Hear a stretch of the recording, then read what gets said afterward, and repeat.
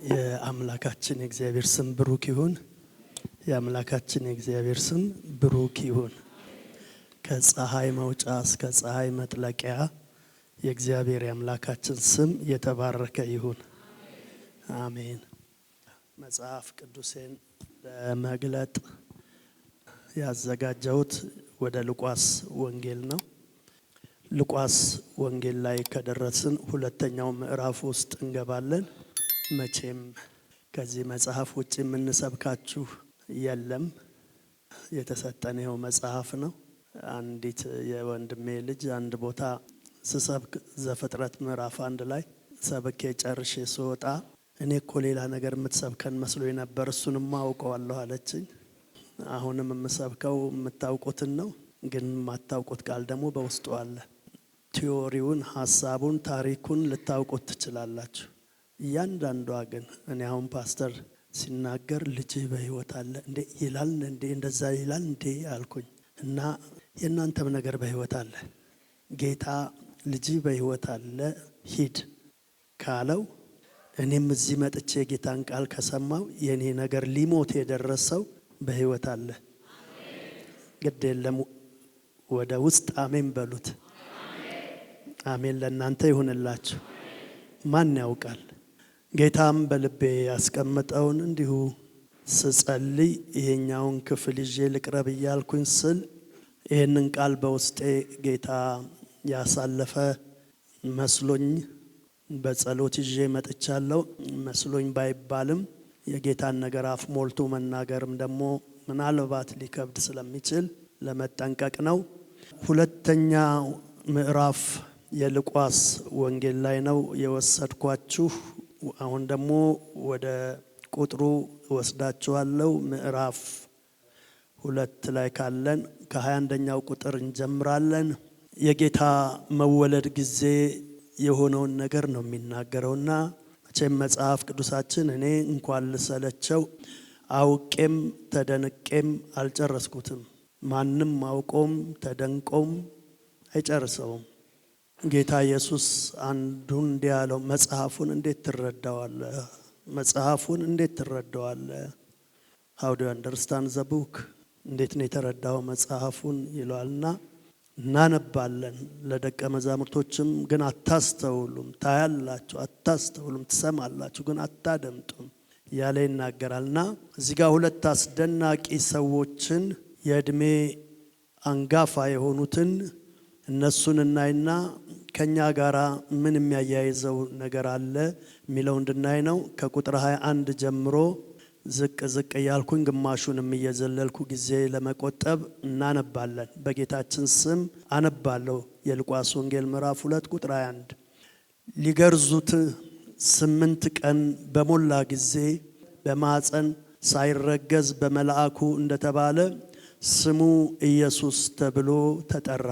እንደ ሙሴም ሕግ የመንጻታቸው ወራት በተፈጸመ ጊዜ በጌታ ሕግ የእናቱን ማኅፀን የሚከፍት ወንድ ሁሉ ለጌታ የተቀደሰ ይባላል ተብሎ እንደተጻፈ በጌታ ፊት ሊያቆሙት በማፊት ጌታ የሚለው አዶናይ ያህዌ የሚለውን በጌታ ፊት ጌታን ሊያቆሙት ማለት ነው። ይሄም ጌታ ነው፣ የሚያቆሙትም ጌታ ጋር ነውና በጌታ ፊት ጌታን ሊያቆሙት ብንለው ይሻላል እና እንደተጻፈ በጌታ ፊት ሊያቆሙት በጌታም ሕግ 2 ዋሊያ ወይም 2 የርግብ ጫጩቶች እንደተባለ መስዋዕት ሊያቀርቡ ወደ ኢየሩሳሌም ወሰዱት። እነሆም በኢየሩሳሌም ስምዖን የሚባል ሰው ነበረ። ይህም ሰው የእስራኤልን መጽናናት ይጠባበቅ ነበረ። ጻድቅና ትጉህም ነበረ። መንፈስ ቅዱስም በእርሱ ላይ ነበረ። 3 ነበረ እዚህ ላይ ወይም 4 ነበረ እናነባለን። አንደኛው ነበረ ስምዖን የሚባል ሰው ነበረ። ሁለተኛው ነበረ የእስራኤልን መጽናናት ይጠባበቅ ነበረ። ሶስተኛው ነበረ ትጉህ ነበረ። አራተኛው ነበረ መንፈስ ቅዱስ በእርሱ ላይ ነበረ። እና ይሄ ሰውየውን በደንብ አድርጎ ፒክቸሩን ስዕሉን እንድናየው ሰውየውን ያደርግልናል ማለት ነው። በመቀጠል ቁጥር 26 ላይ በጌታም የተቀባውን ሳያይ ሞትን እንዳያይ በመንፈስ ቅዱስ ተረድቶ ነበረ። አምስተኛው ነበረ፣ ተረድቶ ነበረ። በመንፈስም ወደ መቅደስ ወጣ። ወላጆቹም እንደ ሕጉ ልማድ ያደርጉለት ዘንድ ሕፃኑን ኢየሱስን ባስገቡት ጊዜ እርሱ ደግሞ ተቀብሎ አቀፈው፣ እግዚአብሔርንም እየባረከ እንዲህ አለ። እርሱም ደግሞ ተቀብሎ ምን አለው? አቀፈው። ለምን አቀፈው? የማቀፍ ፕሪቪሌጅ እንዴት አገኘ? የማቀፍ እድል እንዴት አገኘ? ስለ ጸለየ የጸለየውን ነገር አቀፈ። ስለ ጸለየ የጸለየውን ነገር አገኘ። የጸለየውን ነገር ተቀበለ። ያልጸለየውን ነገር አናቅፍም።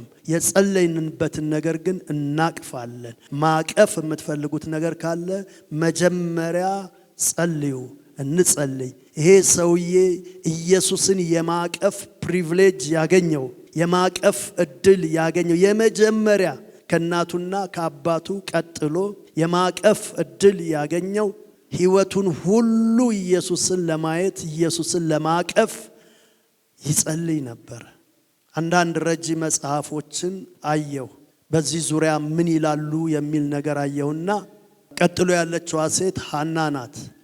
እሷ መበለት ናት። ከትዳሯ ጋር ለ7 ዓመት ቆይታለች። የቀረውን ሕይወቷን 84 ዓመት መበለት ሆናለች። ቶታሊ ሚኒመም የመጽሐፍ ቅዱስ ሰዎች የ100 ዓመት ሰው አካባቢ እንደሆነች እቺ ሴት ይነገርላታል። የ100 ዓመት ሰው እንደሆነች ይነገርላታልና እነኚህ ሁለት ሰዎች ሚኒመም ከ60 ዓመት በላይ 60 ዓመት በላይ ለአንድ ጉዳይ ብቻ ጸልየዋል። የእስራኤልን መጽናናት ለማየት 60 ዓመት መጸለይ። ይህንን ያህል ጊዜ ምናልባት ገና ወደፊት እድሜ ካገኘው ጸልያለሁ። የኔ ጸሎት ግን መዓት ነው፣ ብዙ ነው። ለአንድ ጉዳይ አይደለም፣ ለብዙ ነገር ነው። ለ60 ዓመት ኖሬም ጸልዬም አላውቅም። በዚህ ዘመን ውስጥ ሁሉ ምን ያህል አንገብጋቢ ጉዳይ ቢሆን ነው የ60 ዓመት የጸሎት ርዕስ ይሄ ሕፃን የሆነው? ምን ያህል አንዳንዶቻችን 1 ዓመት ሙሉ ጸለይኩ፣ 3 ዓመት ሙሉ ጸለይኩ፣ 5 ዓመት ሙሉ ጸለይኩ ምንላለን። ለኑሮ ይሆናል፣ ለትዳር ይሆናል፣ ወደ ውጭ ለመውጣት ይሆናል፣ ለፋይናንስ ሊሆን ይችላል። እነኚህ ሰዎች ከዚህ በላይ የሚጸለይበት ነገር ሌላ ምንም የለም። ከዚህ በላይ የሚጸለይበት ነገር ምንም ሊኖር አይችልም አሉ። እነሱ ለራሳቸው የእስራኤል መጽናናት አሉት እንጂ የሚወለደው ሕፃን የእስራኤል መጽናናት ብቻ ሳይሆን የእኔም መጽናናት ነው፣ የእናንተም መጽናናት ነው፣ የዓለም ሁሉ መጽናናት ነው። ሆኖልናል፣ ሆኖልኛል። ለእኔ ለኢየሱስ ያወጣሁለት አንዱ ስሜ ድሮ ነው፣ ቆይቷል። ካሳዬ ብዬ ያወጣሁለት። ለምን አልኩት?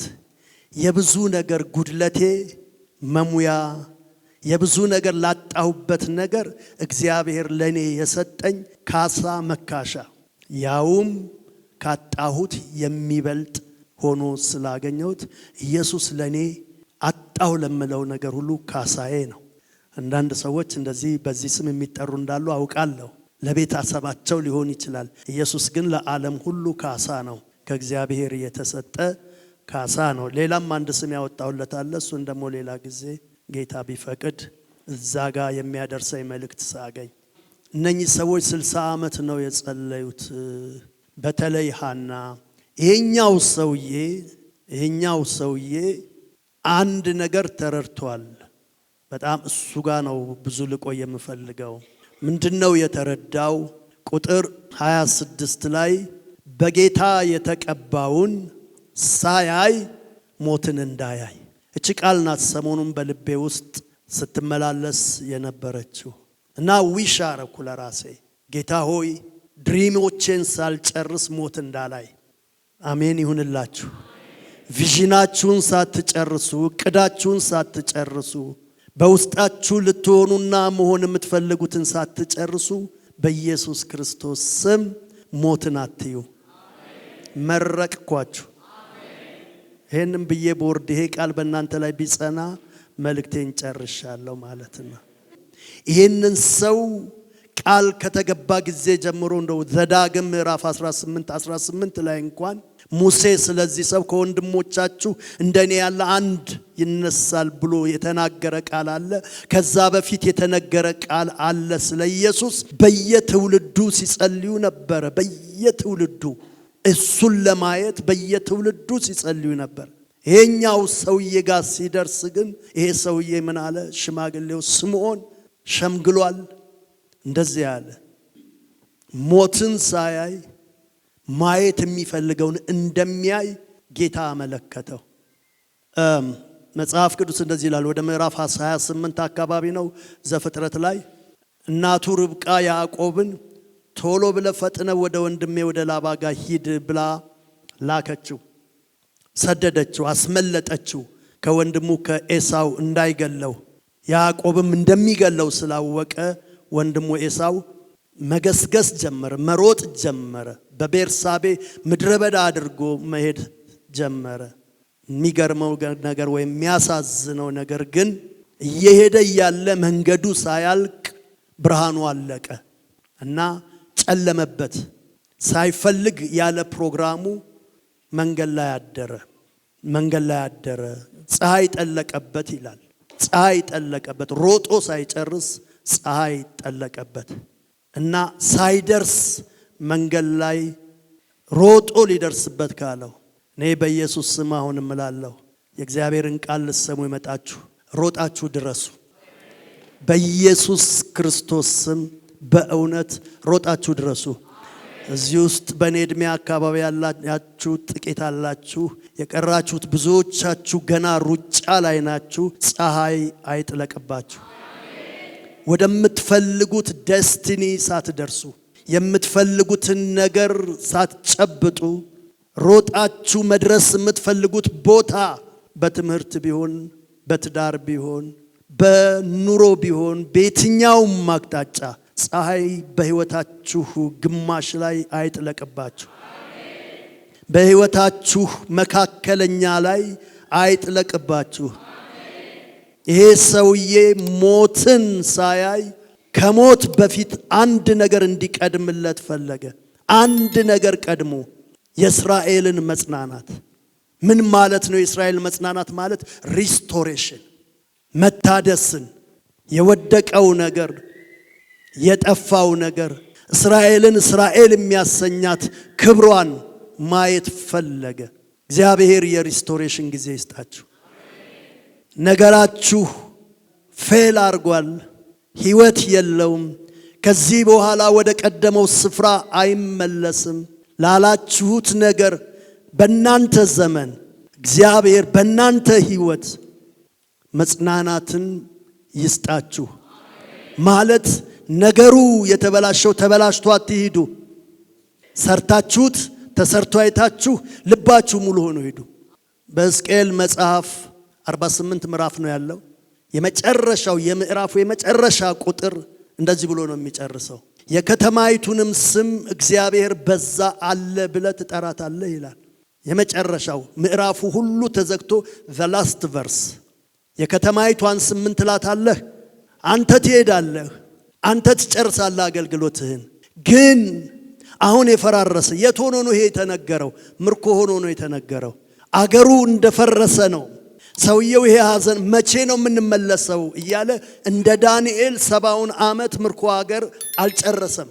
ጨርሶ እንደ ዳንኤል ወደ አገሩ አልተመለሰም። በዛው በስደት እያለ አገልግሎቱን ጨርሶ እንደሚያልፍ እዛው ስደት አገር እንደሚቀር ስላወቀ ግድ የለህም አንተ ባትኖርም እግዚአብሔር ግን አለ። አንተ ባትኖርም እግዚአብሔር ግን በዛ አለ ብሎ ይላል። እኔ ደግሞ ጨምሬ አዲስ ኪዳኑ ስላለምና አንተ ያለህ የእግዚአብሔርን ተሐድሶ የእግዚአብሔርን ጉብኝት ታያለህ። ዘፍጥረት ምዕራፍ 50 ላይ ዮሴፍ መሞቻው እንደደረሰ ካወቀ በኋላ ወንድሞቹን ሰብስቦ አንድ ነገር አስማላቸው። አደራችሁን አጥንቴን በዚህ እንዳትተውት፣ ግብፅ አገር ታሪኬ እንዳያልቅ፣ ግብፅ አገር እንዳትተውኝ፣ ውሰዱኝ አለ። እንደምትሄድ እንዴት አወክ ያሉት ይመስላል። እግዚአብሔር አለ፣ ይህን ቃል ያዙልኝ፣ መጎብኘትንስ ይጎበኛችኋል። አሜን በሉ። መጎብኘትንስ ይጎበኛችኋል። መጎብኘትንስ ይጎበኛችኋል። ይሄ ቃል ምናልባት ለአንድ ሰው ይሆናል። he will visit you። እግዚአብሔር መጎብኘትንስ ይጎበኛችኋል። ያንን ለማየት አልታደልኩም፣ ከጉብኝት ውስጥ አይደለሁም። ቢሆንም ግን እግዚአብሔር በእርግጥ ይጎበኛችኋል። ለምን? በአባታችን በአብርሃም ቀን ቆርጧል። የተቆረጠ ቀን አለ። በእንግድነት ሀገር ይኖራሉ፣ ዘመናቸውን ይጨርሳሉ ሳይሆን ከዛ በኋላ ይመለሳሉ። የሪስቶሬሽን ጊዜ አለ። እግዚአብሔር ሁሉ ጊዜ የሪስቶሬሽን ጊዜ አለው። የተሃድሶ ዘመን አለው። የመመለስ ዘመን አለው እና ትጎበኛላችሁ፣ ያያችኋል። ያን ጊዜ እኔን ጥላችሁኝ አትሂዱ አለ። ብቸኛ ሬሳ ያልተቀበረ በመጽሐፍ ቅዱስ ውስጥ ዮሴፍ ብቻ ነው። ምን ይላል መጽሐፉ? በሳጥንም አኖሩት። ቀበሩት አይልም፣ ሁሉንም ቀበሩ ነው የሚለው። እርሱም ግን ምን አደረጉት ይላል? በሳጥን ውስጥ አኖሩት። ስንት መቶ ዓመት አይ ዶንት ኖ። ከዛ በኋላ ስንት ዓመት ያ ሬሳ በዛ ሳጥን ውስጥ በእምነት እኔም እጎበኛለሁኝ፣ እኔም አብሬ እወጣለሁ። ብዙዎቻችን ስንት ሰዎች ናቸው ከነዓን የገቡት ብለን ስንል እንደዚህ እንላለን። ካሌብና ሙሴ ነው የምንለው፣ እንደዛ እንላለን። አይደለም፣ 3 ሰው ነው የገባው። ዮሴፍም ገብቷል። 3 ሰው ወደ ተስፋይቱ ምድር ገብቷል። ዕብራውያን መጽሐፍ እንኳን ለዚህ ሰው ይመሰክራል። በእምነት ዮሴፍም እዛ ከነዓን እንደገባ ይናገራል። መጎብኘትንስ ይጎበኛችኋል። ሌላ ቦታ ደግሞ እንደዚህ የሚል ቃል ታገኛላችሁ። ወደ ምዕራፍ 1 አካባቢ ታገኛላችሁ። መጽሐፈ ሩት መጽሐፍ ላይ ኑሃሜንም እግዚአብሔር ሕዝቡን እንደጎበኘ ሰማች ደግሞ የሚል ቃል ተጽፏል። እዚህ ጋር ምንድነው ያለው ዮሴፍ? መጎብኘቱንስ ይጎበኛችኋል ነው። እዛ ጋር ደግሞ ምን አለ? እግዚአብሔር ሕዝቡን እንደጎበኘ ሰማች። እሷ የት ናት? በሚጎበኝበት ሀገር አይደለችም፣ ከሚጎበኝበት ሀገር ውጪ ናት። ከዚህ በኋላ ስደት በቃ፣ እግዚአብሔር ሕዝቡን ጎብኝቷልና ወደ ምድሬ ልመለስ አለች። በእርግጥ ባዶዋን ነበረች። ግን ከነኛ ከነበሯት ይልቅ እግዚአብሔር የተወላት ይበልጥ ስለነበረ አላወቀችም እሱን። ያችን ሴት በግድ አሸንፋት ይዛት ሄደች። ለካ የስሟ ማስጠሪያ መጽናኛ፣ ዛሬ ስሟን እኛ እንድናውቅ ያስደረገች ማትጠቅም የምትመስል ሩት ናት። አገሯ እንደውም ስትገባ የመንደርተኛው ሰው ሁሉ ኑሃሚንን ድሮ ከ10 ዓመት በፊት የሚያውቃት ተንጫጫ ይላል። ሲንጫጫ በጣም ከባድ ነገር ተናገረች። ሁሉን የሚችል አምላክ አስመርሮኛልና ስሜን ኑሃሜን ብላችሁ አትጥሯለች። ኑሃሜን ማለት ደስታ ማለት ነው የስሙ ትርጉም። እና ስሜን ማራ በሉኝ አለች። ማርያም የሚለው ስም የወጣው ማራ ከሚለው ስም ነው። እና ማርያም ማለት አንዱ ቢተር መራራ ማለት ነው። ሁለተኛው ደግሞ ሪቤሊየስ ማለት ነው። አሁን ብዙ ሰዎች ማርያም ይላሉና አመፀኛ ማለት ነው የስሙ ትርጉም። አንድ መራራ ማለት ነው የስሙ ትርጉም። 7 ማርያሞች መጽሐፍ ቅዱሳችን ውስጥ አሉ። 7 ማርያሞች አሉ እና የስሙ ትርጉም መራራ ማለት ነው። የእስራኤል ልጆች ዘጸአት ምዕራፍ 15 ላይ ነው ሄደው ከግብጽ ከወጡ በኋላ መጀመሪያ ያገኙት ውሃ ጠምቷቸው ሲጠጡ መራራ ስለነበረ የውሃውንም ስም ማራ አሉት ይላል። እና ማርያም የሚለው ኦሪጂናል ትርጉሙ ማራ ማለት መራራ ማለት ነው። ያ መራራ ከሚባለው ሰው ወይም ሕይወት ውስጥ ጣፋጭ የሆነ ኢየሱስ ወጣ ማለት ነው። ከናንተም ውስጥ ካለፋችሁበት ነገር የተነሳ እግዚአብሔር ጣፋጭ ነገር ያወጣል። ሶምሶን ይሄንን ነው የተናገረው። ከሚባላ ውስጥ የሚበላ ወጣ። ይሄን ማን ማድረግ ይችላል? እግዚአብሔር። ከምን ውስጥ ምን ወጣ? ከሚባላ ውስጥ የሚበላ ወጣ። ከመራራ ነገር ውስጥ ጥፍጥ ወጣ፣ ጣፋጭ ነገር ወጣ ብሎ ይናገራል። ቢከብድም እግዚአብሔርን አስጨርሱት።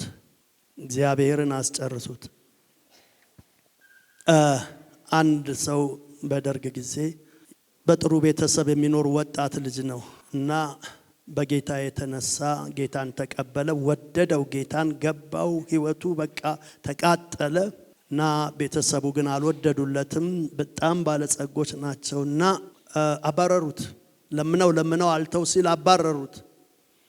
ከዛ በኋላ ይሄ ልጅ ውጪ አያውቅም፣ በጣም በጥሩ ምቾት የሚኖር ነው። ፋይናሊ እየተቸገረ መጣ እና የቤቱ ዘበኞች ማታ ሲሆን ተደብቀው ከወላጆቹ ይህን ልጅ ቤት ያሳድሩታል።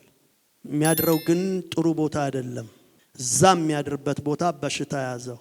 በሽታ በጣም ከባድ ነበር። ፈሳሽ ሁሉ ከእንትኑ ይወጣ ነበር። መጨረሻ ላይ መከራው ሲበዛ አቃተው። ጌታን ለመተው ጫፍ ደረሰና የመጨረሻ የምሬት ጸሎት ጸልዮ ይሄ ነገር ካልተለወጠ ከዚህ በኋላ ተዋሃለሁ ብሎ ማታ ጸልዮ አደረ። ሌሊት እግዚአብሔር አንድ ህልም አሳየው።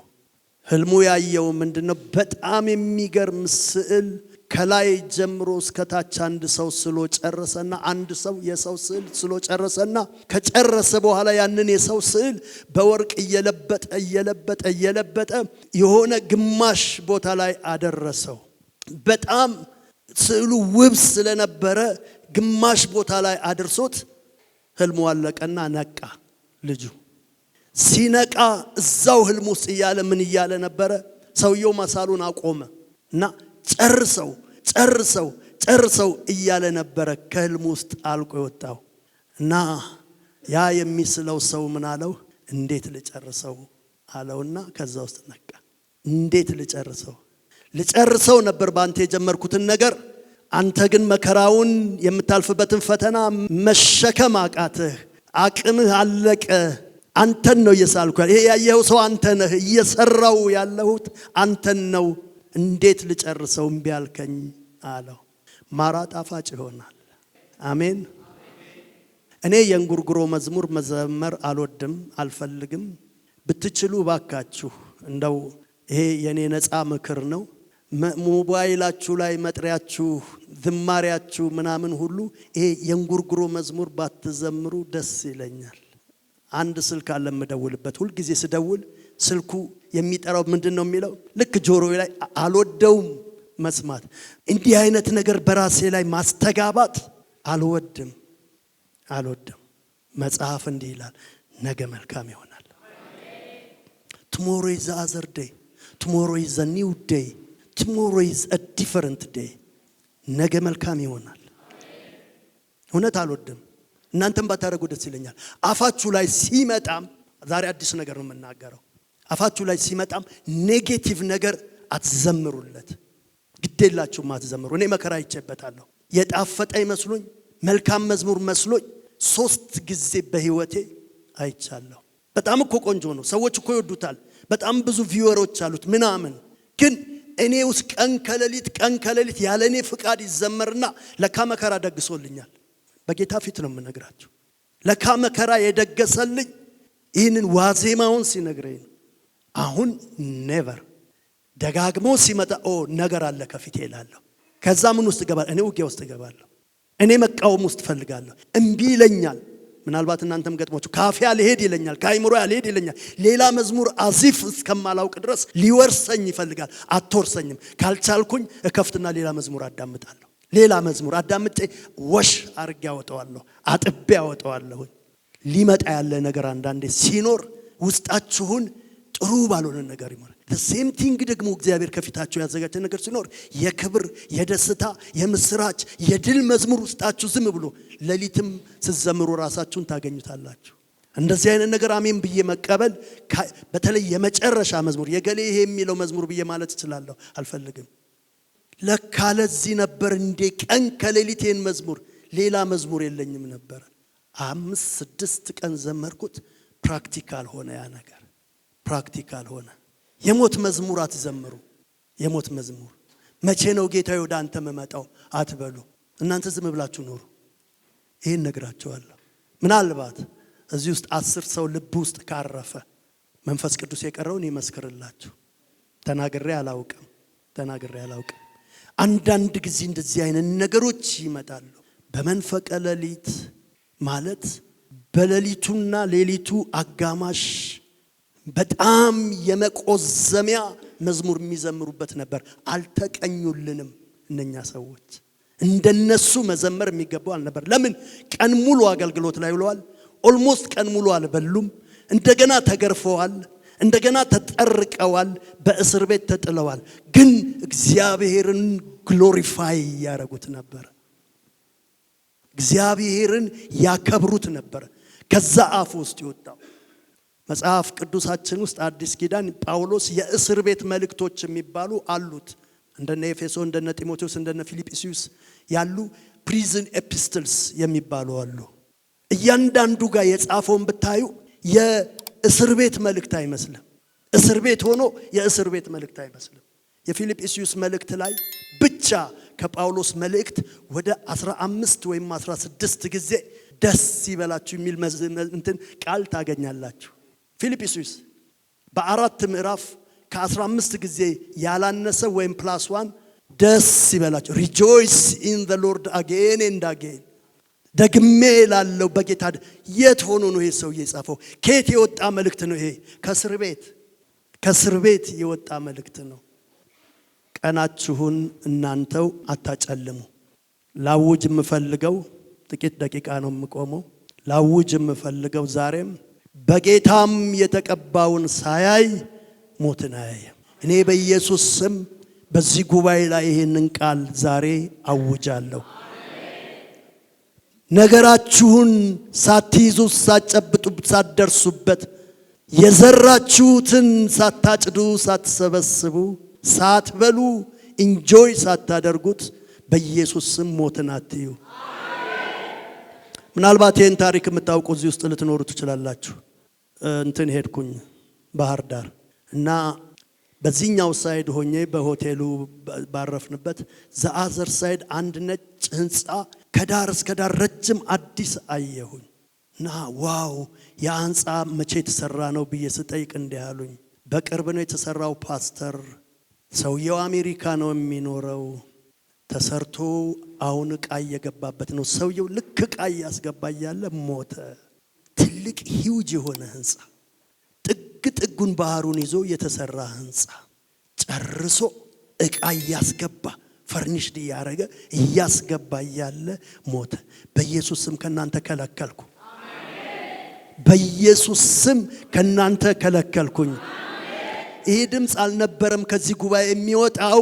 ለማንኛውም እኔ ግን ደግሜ ለሶስተኛ አጸናዋለሁ። በኢየሱስ ስም ከናንተ ከለከልኩኝ። ይህ በህይወታችሁ አይሁንባችሁ። የጨረሳችሁትን ነገር አገኙት። ያለቀውን ነገር አገኙት። የድካማችሁን ፍሬ ብሉት። ድሪማችሁን ኑሩት። ቪዥናችሁን ቪዚብል አርጉት። ለዚህ ጌታ ክብር አምጡልኝ።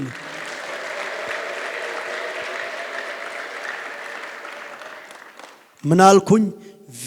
ቪዥናችሁን ቪዚብል አርጉት እና ዲስክሎዝድ የሚሆንበት ክሎዝድ ይሁን ዲስክሎዝድ ያያችሁት ፕላን ያረጋችሁትን ነገር። ይሄ ሰው ይህንን ነው ያለው። በመንፈስ ቅዱስ አንድ ነገር ተረዳ። ሞት አይቀድመኝም። የተቀባውን ሳላይ ሞት አይቀድመኝም። ማነገረ ሲባል ቄሱ አይደለም የነገረኝ አለ፣ ነብዩ አይደለም የነገረኝ፣ በመንፈስ ቅዱስ የማይዋሸው መንፈስ ቅዱስ። አንዳንዴ በህይወቴ ገባ ወጣ እያለ ጤንነቴ ይታወካል እና አንድ ጊዜ ታመምኩኝና አይሲ ውስጥ ገባሁኝ። 3 ነበርን እዛ ውስጥ ያለ ነው። አንድ ቀን ሐኪሙ ሁለቱ መጡና እንግዲህ ጋሼ ምን ይደረጋል መቼስ ምናምን አሉና የኔን ያችኛዋን የኔን ፓርት ጋረዷት። ምንድነው አልኳቸው። አይ እዛ ጋር ያለው ሰውዬ አረፈ አሉ እና እንዳይደነግጡ ምናምን ኦኬ አልኩኝ። ደግሞ 1-2 ቀን አደረና አሁንም ደግሞ መጡና የኔን ጋረዱት። ምንድነው ስል እዛኛው ጋር ያለ እሱም አረፈ አሉ። እኔ ብቻ ቀረሁኝ። አያስፈራም? 1 ተባለ 2 ተባለ። ውስጤ ግን ይሄው በጌታ ፊት ነግራቸዋለሁ። ልጆቼ መጡና አጠገቤ ያለቀሱ።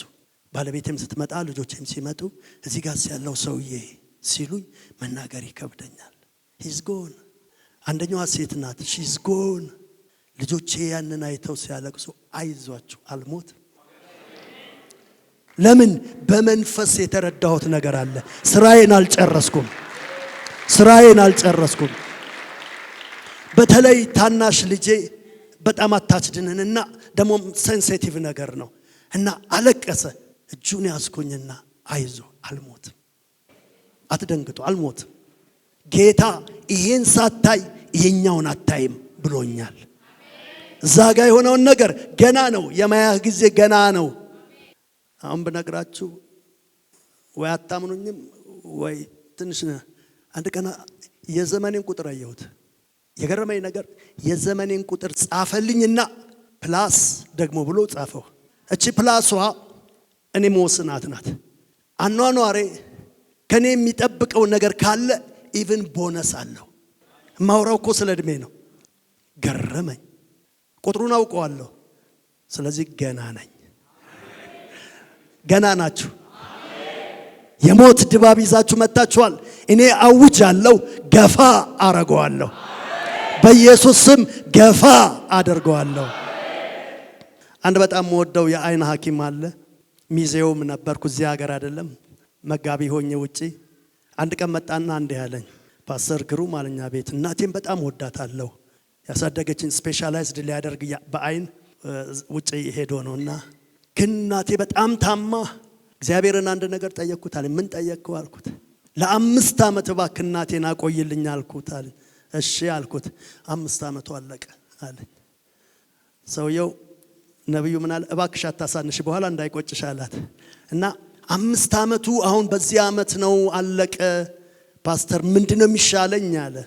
አይዞህ እንጸልያለን፣ ግድቡንም ገደቡንም እናስጠጋዋለን፣ ወደዛ ገፋ እናረጋዋለን። እዚህ ሀገር እኔ ስጸልይ ለአንድ ሰው ሐኪም አንዷን እህት በጣም ወዳጄ ናት። ከዚህ በላይ ልንረዳሁት አንችልም፣ ወደ ቤት ግቡ አላት። አልሰማውም። ይሄንን ተናግሬያለሁ አላት። ከዛ ለጠይቃት ሲሄድ ፓስተር ግሩም አለች፣ ሐኪሙ እኮ እንዲህ አለኝ አለች። እዛ የሐኪሙ አልጋ ላይ አልቃለች፣ የለችም። ለብሳ እንደዛ አለች፣ ና ወደ ቤት ግቢ፣ ከዚህ በላይ ልንረዳሽ አንችልም ብለዋሉኝ አለች። በቃ 1 ዓመታችን ነው ከተዋወቅና፣ ምን ነው ጌታችን ልጅ ደግሞ ተቀራረብን።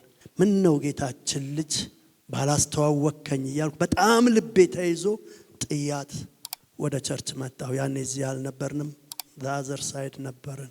በሰፊው ለዚች ልጅ ልጸልይ ተንበረከኩኝ። ረዘም ያለ ሰዓት ልጸልይና ስጀምር እንዲህ ያልኩኝ፣ በጌታ ፊት ሆኜ ነው የምነግራችሁ፣ እባክህ እችን ልጅ ተውልኝ አልኩት። ጌታ እኔ እኮ ጸሎት መግቢያ መጀመሪያ ነው። ጌታ እንዲህ አለኝ፣ ትቼልሃለሁ በኢየሱስ በያው እግዚአብሔር ፊት ትቼልሃለሁ። ይህን ድምፅ ሰማሁ። ባለፈው ሳምንት ስሰብክ እዚህ የነበራችሁ ተቸግሬ የጋብቻ ቀለበቴን ልሸጠው ሄጄ ልክ ወርቁ ቤት እንዲህ ስደርስ እንዳትሸጠው የሰማችሁ አላችሁ። ባለፈው ሳምንት አላችሁ እንዳትሸጠው አለኝ። ድምፁን አውቀዋለሁ። ምንም ቤታችን ውስጥ የሚበላ የሚቀመስ የለም። ውጭ ልማር ሄጄ ነው ከባለቤቴ ጋር ወልደናል። እዛ ምንም የለም እና ሸጬ ምግብ እንድገዛ ባለቤቴ ሊስት ነግራኛለች። ከዛ በኋላ ይሄንንም ግዛ ብላኝ፣ ቤት ውስጥ ምንም ነገር የለም፣ ዘመድ የለንም የምንበደረው፣ እዚህ ሀገር አይደለንም ያለ ነው። እንዳትሸጠው ሲለኝ ከችግሬ በላይ I know that voice፣ ያን ድምፅ አውቀዋለሁ። የጠራኝ ድምፅ ነው፣ የሚገስጸኝ ድምፅ ነው፣ የሚያጽናናኝ ድምፅ ነው። አብርሃም ያንን ድምፅ ስለሚያውቀው ነው በማለዳ ተነስቶ ልጁን ይዞ ሄደ። ምን ወስደ ግደለው የሚለውን ድምፅ እንኳን ያውቀዋል። ይሄ ድምፅ እኮ አሜን የሚባል አይደለም። ሆኖም ግን ይሄን ድምፅ ስለሚያውቀው ልጅህን ወስደ ግደለው። እሺ አረ ይሄን ነገር አጣራ፣ ከዚህ በፊት የመጣ መልእክት አለ እንደ አሸዋ እንደ ከዋክብት የሚል አለ። አይ ይሄም የሱ ድምፅ ነው። ያውም እኮ በጣም ኮንትራዲክት የሚያደርግ ነው፣ የሚጋጭ ነው። ግን I know that voice፣ ያን ድምፅ አውቀዋለሁ፣ የራሱ ድምፅ ነው ብሎ ሄደ። እኔም ያን ድምፅ አውቀዋለሁ። ቤቴ ችግር የዛን ቀን ምናልባት እንደዛ ልክ በህይወታችን ወይም ባለቤቴ በህይወቷ ተሳቃ አታውቅም። ስመለስ ባዶ እጄን ተመለስኩ። እግዚአብሔር እንዲህ ብዬ ተጣላሁት። ለምን ታዲያ ሞተር ባይክ አለኝ ተማሪ ስለሆንኩና ለምን ለነገ ቸርች እንኳን ቤንዚሌ እንዳልጨርሰው ርቅ መንገድ ከዚህ እንደመገናኛ የሚሆን ነው ሄድኩት። ወርቅ የምንሸጥበት ቤት ከዛ በፊት እኮ ብዙ ሸጠናል። አንገቴ ላይ ሀብል ነበር ሸጫለሁ። ባለቤቴ ላይ ያሉትን ሁሉን ብዙ ነገር ሸጫለሁ ወርቆች። ይሄ ግን ኪዳን አለበት አለኝ። እሱን አትሽጠው አለኝ። እና ባዶ እጄን ምን ነው አለች። አይ ጌታ አትሽጠው አለኝ አልኳት። ምንም አልተነ she was speechless ምንም አልተነዝም ማለት። የሚደንቀው ነገር ግን እኔ እዛ ሲሄድ እሷ ደግሞ አንድ የሆነች እችን የምታክል ምንድነው ፖስት ካርድ ሰንበዲ ልኮላታል። እና ይሄንን እገሊት ላከች። አውቃታለሁ 9ኛ ክፍል ሆና ያገለገልኳት ልጅ በሷ ምክንያት የተሰደድኩት ነው ከቤት የወጣሁበት አሜሪካ ሄደና ላከች። ልካ አታውቅም እዛ እንዳለው አታውቅም እንዴት አድራሻ እንደላውቅም አላውቅም። እና በዛ የላከችው $400 ነው የላከችው።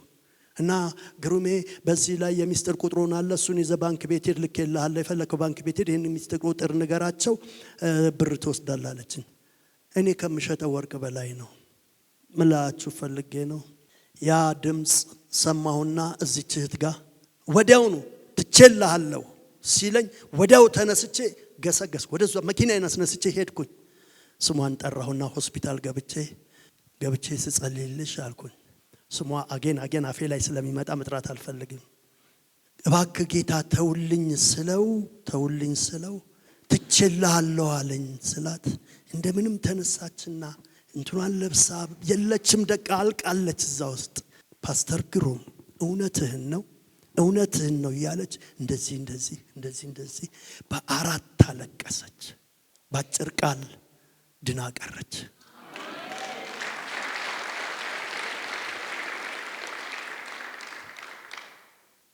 አንድ ወቅት የዛሬ 5 ዓመት አካባቢ በውስጤ ይሄ ነገር ዝም ብሎ አሁንም ይመጣል የቁጥር አንድ ቀን ቤቷ ሲሄድ በሳምንት አንድ ኦልሞስት ፌሎሺፕ ነው ሲሄድ አንድ ቀን ቤቷ ፓስተር ግሩም አርቸ አንዴት አስታውሳለህ ታምሜ የነበረ ጊዜ እንዲህ ብለህ ጸልይ። አሁን እሱ ነገር ሁሉ ጊዜ በቃ ያ 30 ዓመት ያልከው ውስጤ ይመጣል።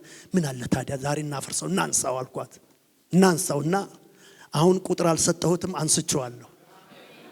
የአፍ ቃል ይተክላል ይነቅላል። አሜን።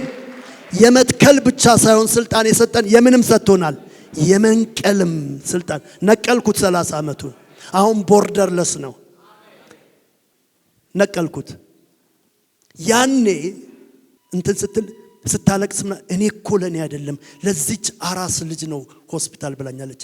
እሷ ልጅ አድጋ አሁን አሜሪካ የመጀመሪያውን ወንድ ላከች፣ ቀጥሎ ሁለተኛዋን ሴት ቀጥላ ሶስተኛዋን የመጨረሻዋን ላከች። አሁን እሷ መሐከለኛዋን ልጅ ልታስመርቅ ሄዳለች። ደግሞ የጸለይኩት ምን ብዬ መሰላችሁ? ተውልኝ እኮ ነው ያልኩት።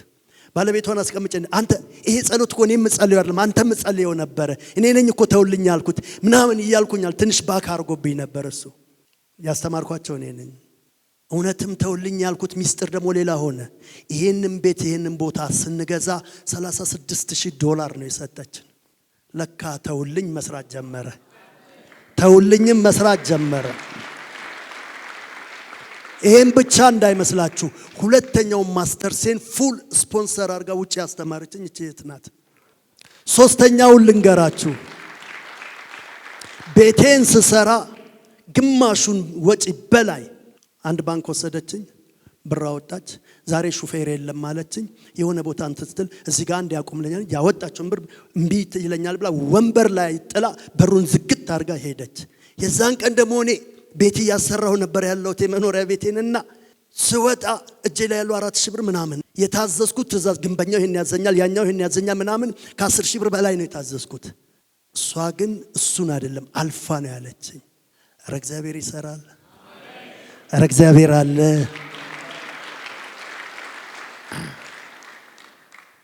ሞትን አታዩ። አትሞቱም አላልኩም። ራእያችሁን ሳትኖሩት ሞትን አታዩ። ለዚህ ጌታ ከፍ ያለ ጭብጨባና እልልታ አምጡልኝ። ያመነ ሰው አታዩም። እኔ አውጃለሁ፣ በኢየሱስ ስም አውጃለሁ። ሞት አይቀድመንም፣ ሞት አይቀድማችሁም፣ ጥፋት አይቀድማችሁም፣ እንቅፋት አይቀድማችሁም። ወደ ዴስቲናችሁ ትደርሳላችሁ። እግዚአብሔር ከእናንተ ጋር ነው። ወደ ፍጻሜ ያደርሳችኋል። የልጆቼ ነገር ይሄ ነገር ብዙ የጣዳችሁት ነገር አለ፣ ሁሉም በስሎ ይወጣል። የመጨረሻ ለዚህ ጌታ ክብር ስጡልኝ። ሃሌሉያ። ይሄ መልእክት ለብዙዎች ነው። ይሄ መልእክት ለብዙዎች ነው። ለኔ ነው ያለ ለራሱ እያጨበጨበ ለጌታ ክብር ያምጣ። ሃሌሉያ።